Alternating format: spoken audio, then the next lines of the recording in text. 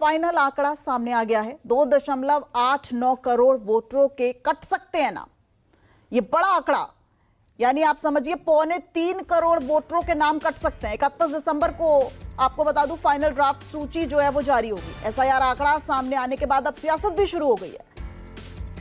किसी का नाम कटे इसके लिए पीडीए प्रहरी सतर्क है, ये समाजवादी पार्टी ने कहा। अखिलेश यादव ने भी पोस्ट किया है, वो भी आपको बताऊंगी। लेकिन कांग्रेस क्या कह रही है? यूपी की जनता के साथ अन्याय हो रहा है।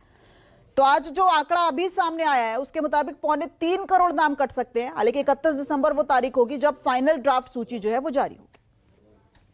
पूरी तरीके से उत्तर प्रदेश की जनता के साथ अत्याचार अन्याय किया गया है और मत अधिकार से वंचित किया जा रहा है। ये ठीक नहीं है। और उत्तर प्रदेश इतना बड़ा प्रदेश, 25-26 करोड़ की आबादी वाला प्रदेश, 1 महीना समय आपने उत्तर प्रदेश को भी दिया, 1 महीने का समय आपने केरल को भी दिया है, 1 महीने का समय बंगाल, फिर एक हफ्ता करके आप बढ़ाते चले गए। उत्तर प्रदेश की जो जनसंख्या है, जो उसका क्षेत्रफल है, उस हिसाब से उत्तर प्रदेश को कम से कम 6 से 8 महीने का समय मिलना चाहिए था। उसके पहले भी प्रक्रिया हुई है। अभी 27 का चुनाव था। आपको पूरा उत्तर प्रदेश को समय देकर यहाँ के एक एक मत को, एक एक चीजों को देखना चाहिए था। और ये पूरी तरीके से उत्तर प्रदेश के मतदाताओं के साथ, यहाँ के वोटर्स के साथ अत्याचार अन्याय किया जा रहा है। उनका हक और उनका भविष्य खराब किया जा रहा है।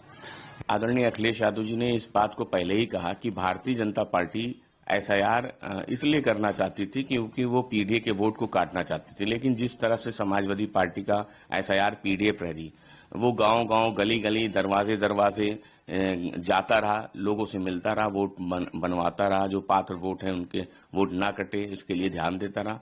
जो वोटर्स के नाम कटे हैं वो भारतीय जनता पार्टी के वोटर्स हैं, क्योंकि वो गांव और शहर में दोनों जगह वोटर थे और कहीं न कहीं वो बड़ी संख्या में 2.89 लाख वोट उत्तर प्रदेश से कटे हैं। देखिए, वो चुनाव आयोग का एक संवैधानिक व्यवस्था है, उससे काम चल रहा है। और जहां तक माननीय मुलायम सिंह जी का विषय है, अगर बिहार में भी एसआईआर हुआ और वहां पर प्रचंड बहुमत से भारतीय जनता पार्टी जीत गई। अशोक, ये समझाइए कि देखिए अब 4 दिसंबर ये थी एसआईआर की प्रक्रिया की पूरा होने की तारीख, 2 बार बदल चुकी है। 31 दिसंबर को फाइनल ड्राफ्ट सूची जारी होगी। 2.25 करोड़ नाम कटे हैं, ऐसी खबर सामने आ रही है। और पिछले 14 दिनों में सिर्फ 2 लाख नाम जुड़े हैं। ऐसे में मतदाता सूची में कितना बदलाव होगा? और सपा को तो ऐसा लग रहा है बहुत ज्यादा फर्क नहीं पड़ रहा है। वो तो कह रहा है कि पीडीए की सरकार बनेगी स्पष्ट रूप से।